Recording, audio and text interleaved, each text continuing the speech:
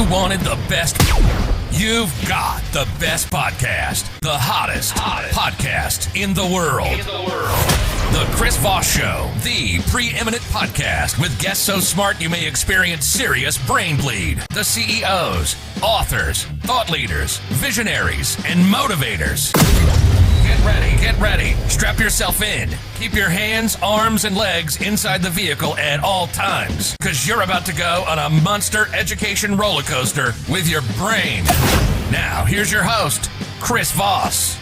Hi, folks. It's Voss here from thechrisvossshow.com. There you go, ladies and gentlemen. There are ladies things that makes it official. Welcome to the big show. We certainly appreciate you guys.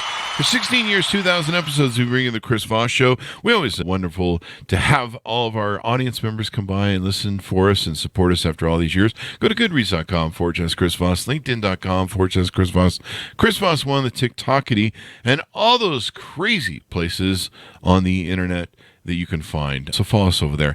As always, we have the most amazing guests on the show. And today we have a very young entrepreneur and interior designer who talks business success and redefining our industry. And she's become quite the trailblazer across social media and everything else that she's been doing. She's an interior designer and space planning pioneer, Julie Jones, who is joining us on the show today. She is defining the landscape of modern design through cutting-edge technology, innovative and personal approaches. Her expertise and creative vision have positioned her at the forefront of the virtual design movement since launching her business mid-COVID after blowing up on social media and giving free advice to her followers on how to best reimagine a space without the pricey in-person interior designer tag. Though interior designers are something else. It definitely can make a difference in the quality of your home. Because I learned that. I have no eye for it. So you got to hire somebody. She's not your typical interior designer, though. She's got a robust background in architecture and eye for aesthetics that speaks to her clients and followers as she seamlessly blends functionality with elegance in every project. Welcome to the show. How are you, Julie? Thank you. I'm good. Thank you so much for having me. Thank you for coming. We really appreciate it. Give us your .coms. Where do you want people to find you on the interwebs? Yep, really simple, juliejonesdesigns.com. My name, and then designs with an S on the end.com. You can get to all my socials through there. Julie Jones Designs on TikTok, Julie Jones _designs on Instagram, and Julie Jones Designs on Facebook. There you go. So give us a 30,000 overview of everything you do there. We are a virtual design business, as you mentioned, and we're a new business. We're not even 2 years old yet. Wow, congrats. We are a very fast growing business. Now, I will say that I have been an interior designer for 16 years. So it's not that I'm new to interior design. I love that you said young, by the way. I'm a young entrepreneur. There you go. So I have been in the industry for a while, and I was, on site in person in my city for a long time. And thanks to COVID, people are they became more comfortable going virtual. So I never thought honestly, a million years going and getting your degree in interior design and going in the field, I honestly never thought that this would be a thing. I didn't even know it would exist, to be honest. So here I am running a business that is all virtual design. So we have a few services that we offer, and we streamlined over the last 2 years to hopefully fit everybody's needs as much as we can. Do interior design virtual, because it is still virtual. The client still has to have a part in it, and they come alongside us basically. And we found that we can help a lot of people, a lot more people than I ever could have in person. I've helped honestly hundreds of clients all over the world, which I would have never been able to touch, I don't think, in my entire career. There you go. And you built a following just on TikTok alone of 543,000 followers. That's pretty something amazing. Like that. Is that your biggest? Sure. Is that your biggest point, or is it Instagram? Yeah, no, TikTok is my OG. That's where I started in 2021. I started posting over there, and that kind of steadily grew for a year. And then only last year I started Instagram and Facebook. And believe it or not, Facebook comes in second with the second most followers over there. Oh, yeah. And then Instagram. Instagram's a tough crawl. Yeah. followers. But honestly, everywhere is good. I don't see any platform as less than the other. They're all really tools that we use for business. There you go. That's one way to look at it. So you've built your business. Tell us how you started building your business. And did you have entrepreneurial skills before? What led you to down this road? Not at all. No. Nope, never owned a business before. Mm-hmm. Like I said, I was an interior designer. I was working for other people's businesses. I was working with a lot of contractors, worked for a design build company for a long time, which is why, I was in residential design for so long, is because I started gaining a lot of experience there. So this is my first and only business that I have. Congrats. And I've learned a lot along the way. It has been a very organic creation. So it started with people just literally messaging me on Instagram because they saw a video on TikTok and said, "Can you help me with my home?" And I was like, "Let me figure that out. I think I can." And so I just kind of went with what people were asking. I said, what do you want? What help do you want from me? So the services evolved to be what they are now just by simply having feedback from what people want of me and of us now, because we have a larger staff now and lots of designers that help people. There you go. Virtual design services to you, so you can probably help people with design around the world, right? All over the world, almost a lot of countries. I know there's a lot of countries we haven't helped, but we've helped people in a lot of countries. They love me in Australia. So hello to all my followers in Australia. There you go. I've had a lot of Australian clients, Canadian clients. We've helped people from France to Saudi Arabia to, a lot of England, like pretty much honestly anywhere where TikTok is reaching. There you go. That's where we are. I heard a VC say once, best thing to do if you're young is to find something that's a specialty to master a craft and get really good at one part of that craft, and then go see if you can market it and sell it to other people. And so you spent a lot of years preparing for the opportunity of when TikTok came along. You were like, okay, there you go. I did. I had a lot of years under my belt, and I say that a lot because I want people to know that I am actually experienced. I have had kitchen installs and bath, guts, and I have been in the industry. So I've hopefully seen a lot of problems there you go. that you might face. Because there's a lot of people who go on Facebook who pretend to be experts.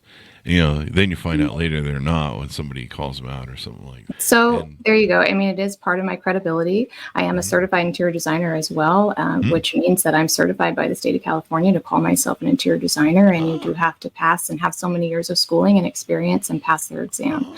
That is something also that is part of my credibility and my credentials. I just let the California earthquakes design my home. Falls over, I leave it there, and I just. They're not that bad. That's probably. I've grown up here, and really, they just rattle the walls a little bit. That's all. Bad. I grew up in California. I mean, after a while, they're not that bad because you're just that's just a 5. Yeah, you're just like, oh, I think that was an earthquake. Oh, that feels good. I needed to move a little bit. I think I just burned some calories. But yeah, there's. I mean, some of the ones down there. I mean, I was 3 years old when the 7.1 or 7 point whatever it was came through LA in 1970. Yeah, definitely wasn't born. So I guess I am young. Yeah. So that was a rock and roll. That was my first earthquake. I remember that one. It's one of my first earliest memories. But there you go. So I see a lot of how to design different stuff on your TikToks and all these updates, people making cottages, white and green kitchens, farmhouse makeovers. Are you reading my TikTok? Yeah, I'm just kind of looking. I'm scrolling down the whole thing to give people some enticement to go over there and pick up stuff. So I'll tell you a little bit of enticement. Is some people, they can't afford interior design services. So I try to make a lot of free, helpful content. So you might see a room on there that looks a lot like yours. Or you might see me space plan a living room or a bedroom that's a lot like yours, and you're struggling with the same issues because we all live inside and we all have living rooms and bedrooms. Hopefully we do anyway. Wait, what's this inside thing you're talking about? People are living inside? Is that what that house most people live under a roof with walls. So I got a viaduct over me. I mean, that counts, doesn't it? whether we want to or not. Hopefully, most of the country lives under a roof and needs help with that. And so there's a lot of challenges. There's a lot of similar challenges that people face. They have this weird fireplace that they're like, I don't know how to arrange furniture because this corner fireplace. I have a lot of corner fireplace videos on there that might help you. So a lot of people comment and say that this is just like mine. Thank you so much. I feel like I just got a free design. Yeah. So there is value for people over there, not just showing off what I do. It really is about trying to be helpful as much as I can be to everyone, to the public, to understand interior design more too. There you go. And you kind of post in some cases here's an Airbnb space plan, exterior makeovers, and backyard Those are all designs. clients. Yeah, those are all clients. And you So show the blueprints of the space that you're trying to aim out. I do. I show the space plan. I walk people through my decisions of why I'm doing this space plan, because you can't just show someone it and they won't fully understand, why was that the best plan? Let me tell you why it was the best plan, because we tried this other plan over here and it didn't work. Yeah. So I usually do my due diligence with all the space plans. It does take time. And my goal is to find the best plan, not just a plan, but let's find the best plan for your space. And why is that the best plan? I'll tell you why. So that's also where some people follow me just because of that. They love the space planning content, not the design side, because I feel like it is the same. All good design starts with space planning, but some people like the aesthetic side and some people like the space planning side. Do you have to have that feng shui sort of thing going on that was popular for a while? Yeah, feng shui was popular for a little while, but I have to say it's very ancient. It's a very ancient practice. It's been around for a really long time. Yeah. For Western society to adopt it, yes, that was popular. I would say mid 70s. People started really talking about it more, but that is more of a belief system. So they have different rules they follow, because it is a system that they follow to balance the energy in a space. That's the goal, is to balance the chi or energy of a space. Where in Western society, we have building codes that really we have to base a lot of things around. So we have human function and building codes really dictating a lot of things for our interiors. But I have great respect for feng shui. I think it's wonderful. There's lots of people that have content around it. I don't do it unless I have a client who says they want to follow and practice feng shui in their home. There you go. And what are your thoughts on IKEA furniture and shabby chic? I tease a lot of my interior designer friends about shabby chic, especially in California. Whatever my clients want. That's what I say. I really have to go with if my client loves shabby chic, let's do it. And let's do the best shabby chic room you've ever seen. So I don't want to knock anybody's style. Everybody likes different things. If you like IKEA furniture, go for it. Obviously my only takeaway is just the quality. How long do we want to have this piece in our home?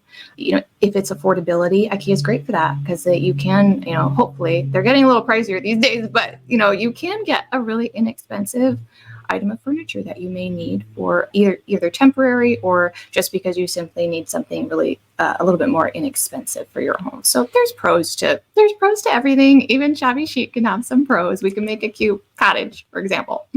Oh yeah, I had a gal pal in California who introduced me to shabby chic, and her whole house was white, like including the piano, and it was white furry everywhere. And I was just like, this is like too much white. You walk in here and your eyes are like, little blinded. Could we get some variation of color in here? But she liked it. She would go to those yard sales or whatever, thrift stores, buy a set of furniture and just paint the whole thing damn white. Yep. And then probably sand the edges to give it a little bit of shabbiness. Yeah. Shabby chic. That's right. You gotta have the shabby in there. That's right. I was just like, maybe can you afford just normal furniture? Maybe. But that's not the point. Is IKEA really that expensive? That's not the point. The style is the point. It's the style, yeah. Just everything white. I was just like, some people love it. Yes, they feel very relaxed, and that's their style. So that's what they enjoy. Around here, we have 2 huskies, so we keep everything black. Oh, okay. There you go. So that would be your style then. Yes. Yeah, that would be. That's husky style is what that's. I'm sure you know that. It's a technical term in the industry, husky style. Well, it can be. It's where we can coin it. It can be your style. It's where everything's covered in fur. basically. Yes. Well, And that's not like the furniture fur. That's a dog fur. Yeah, it's totally understand. Totally understand. And so you do a lot of your own personal life on here too. It looks like I see traveling, so people can keep up with you that are fans of you. But outdoor furniture, how to set up. How was the journey of starting your first business? But I imagine starting your first business online for all the world to see is a whole different experience maybe than what I've had building businesses where you kind of do them in the quiet and you don't really show up until you're successful. You're building a business from ground zero and kind of learning some of the things probably the hard way in the public eye, actually, which can cause some criticism. They've been known to have these trolls that they have online. You've probably heard of them. But everyone's a critic. Yeah. Everyone's a critic, and from their little armchair where they're just sitting in their mobile home throwing rocks at you, going, "What are you doing with your life?" And you're like, "I don't know. You're just sitting around in a beanbag chair, naked, eating Cheetos, trolling people on the internet. What do you go away?" So, what's that been like for you to go through the gauntlet of learning online and stuff, and advice maybe you could give to other entrepreneurs? Yeah, it has been a gauntlet, and I would say I've learned trial by fire. And I've had to learn from my mistakes. Simple as that. And try not to make them again. And if they happen again, and a lot of things are out of your control, especially in the world of social media. One word you could say could set someone off. And you were so unaware of that word, setting anyone off. And so you do have to have very thick skin, I would say. And also don't read the comments. Don't read the comments. I like that. We were popular on YouTube for a number of years, and you really learned to get a thick skin over those comments, man.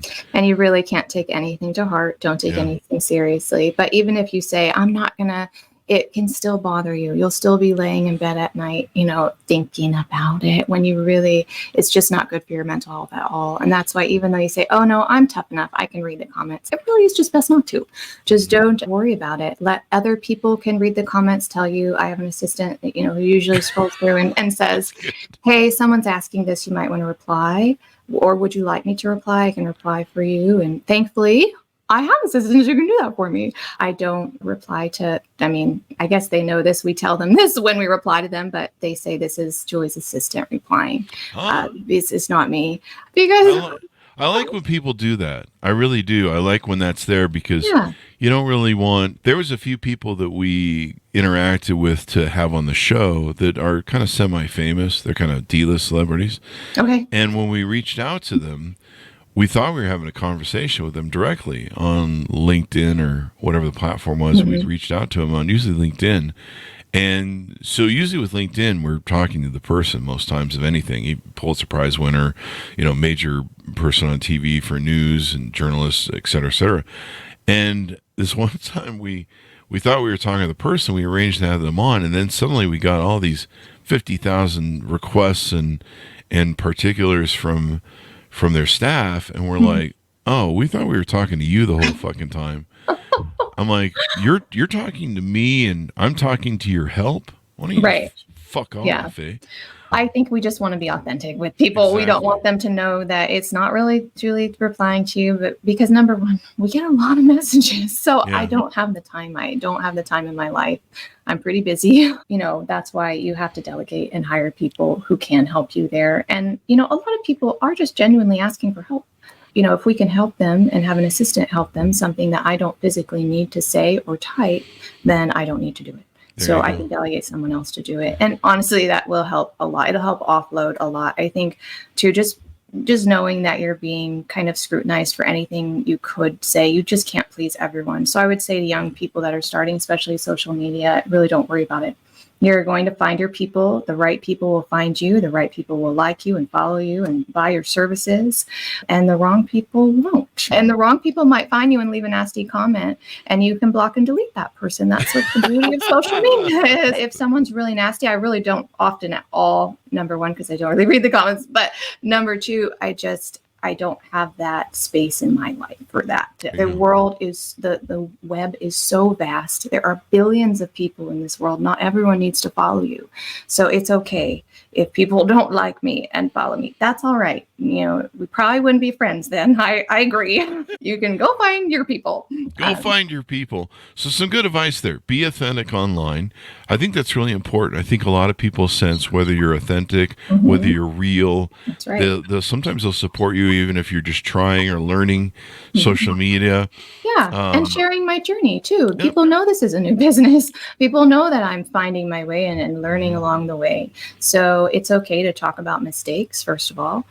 It's okay to have them and to learn from them. It's okay to share that, listen, this is how I learned from something. Hopefully I can help you learn from it too. If you ever go through something like this, I had, one point I shared about a former employee leaving and kind of taking my whole business model with her and copy and pasting. And I tried to share as little information as I could about it, but I shared that story to help other people who may be going through the same thing.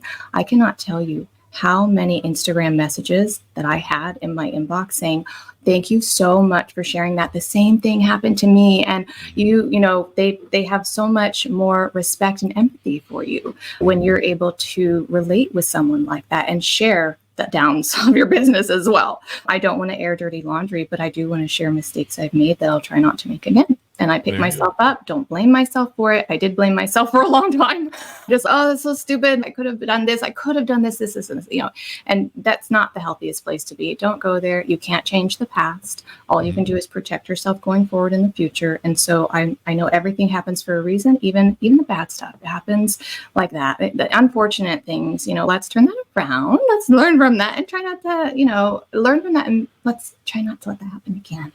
Even if it might, you can't control other people. You just have to really honestly be ethical and true to yourself, and you'll be okay. I like that. Ethical and true to yourself. Be authentic. I think people sense when you're trying to be real, they'll support you through the mistakes. Once you find your audience, but good advice that you've given to, keep going. The stupid stuff that we have videos that we've done, I don't know, how long have we been on YouTube? 14, 12 years, something like that. And I had to quit putting the prices on things because we would review products and we'd be like, hey, this is $200, whatever the widget was. And we have people still this day who will be like, the video's 7 years old and they're like, that you're so stupid. That's not the right price. Yes. That, or they're like, hey, can you tell me how to fix my iPhone 5? And we're like, honey, that video is 10 years old. Did you happen to note the date on it? Oh, yes. You know? Or they're like, you're an idiot. It's $9.95 on Amazon right now. That was the price 7 years ago. Yeah. And, it's just the gambit of I don't know. There's some folks online that need some help. It should be a help call line where you can push a button. You do, as a content creator, and as in your business too, you kind of lose faith in humanity just a little bit. Because you get exposed to so many people, and it really can just be like, oh my God, the people are just, and so you really can't let that get you. There are still good people out there who will find you. So that's why I say you just don't worry about it. You keep going, keep doing you. Your people will find you, and don't worry about all the comments, because they're going to be there no matter what. There you go. And you give me a title for a new podcast, Losing Faith in Humanity. Oh, no, don't name it that. We're just going to have people on, and never mind. What have we touched on or teased out? How can people onboard with you? How can they get to know you better? How can they handshake with you on what goes on your website?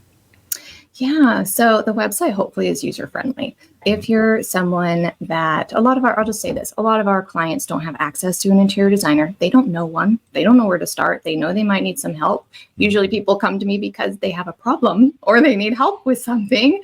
So we are trying to make it very easy for you to get that help. I have a lot of staff now. I employ several, I think 6-7 interior designers now. Wow. And space planners and drafters. And we have a team to you could choose who you'd like based on their portfolio. So let's say a client needs help with their living room and they need the best way to figure it out and buy furniture, and they're not sure the best way to lay it out. And they also don't know their style because they don't know where to start. A lot of our clients are like that. So they're not alone. You're not alone if you're like that. You have to start somewhere. So we're the place to start. We are literally square one. So you start with us. Yes. You can purchase, let's say, a room makeover. Most popular service on the website. You can choose your designer based on their portfolio or their wait time, because they all have different ones. Or you can choose myself. I'm on there as well. And so we will hopefully get you everything you'll need to carry that out, because you might be over in Wisconsin and I'm in California. So how am I going to do that? So we have kind of a streamlined process now. We get to know you first. So you will fill out some questions. You'll send us pictures and dimensions. You do have to do that. Okay, we have to have those to start. We want this to be an executed plan on your part. So we have to have accurate dimensions, and we help you with that. We tell you the best way to do that. And so after that, then we basically have you tell us your style. And if you don't know where to start, I have a whole style quiz for you that I created. It took me a long time to develop, but I did have a style quiz. I created it, had it developed basically, and then put on my website for anyone to take. It's free. It's open. It says, Julie Style Quiz right on the website. You can take it. Very short style quiz, not long. That was my goal, was to make it short style quiz. It'll at least give you a launch pad. It'll give you somewhere to start. It'll give you a name. It'll give you a visual, and it'll give you even a color palette that you were attracted to in that quiz. That's a place to start too. We get to know you and your style by asking you questions, having you take the quiz. Also, if you want to search the web for images, that'd be great. And then it's up to your designer to basically go work behind the scenes, execute a design for you based on all that information that we found out about you. So every room quite literally looks different because every client is different. We really embrace the client as an individual and their tastes and preferences. So if we had a shabby chic client, no problem. No problem. Here, we'll do a shabby chic room for you. What about people like me who just have cardboard and some IKEA stuff that didn't get put together? Then we'll ask your budget. We'll ask my budget. It's the budget. Yeah, there you go. We have to ask your budget because we really do want it to be realistic for you. So originally when I'm actually not that bad, people, my whole audience is Chris really fucking poor? He lives under a viaduct and has cardboard and shabby chic. Now, actually, when I did my foray into doing my interior design, I bought a lot of Bernhardt and Henron. Am I still in high class? Yes, of course. Distinction area? Of course. Yes. That my Bernhardt and Henron has held up like through so many moves. It's insane. Great. But anyway, so we meet with you as well. We make sure that you like your room because this is a room for you. And so we'll meet with you face to face. You have a meeting with your designer. He goes through all their decisions and why they made them so you can understand. We give you a color palette for your room. We give you all the furniture, all the decor, everything that you see in your visual. We have a link for you to go purchase it if you'd like to. We also this is for a little bit people with higher budgets, we can trade source for you, meaning there's a whole world furniture and decor that's only available to the design trade. So we can trade source for you if you'd like, if that's in your budget, basically. And it's up to you, though. We let the client decide if they want retail, totally fine. We'll source only retail for them. But they end up with a shopping list, a visual, a floor plan to basically tell you exactly where to put everything to scale.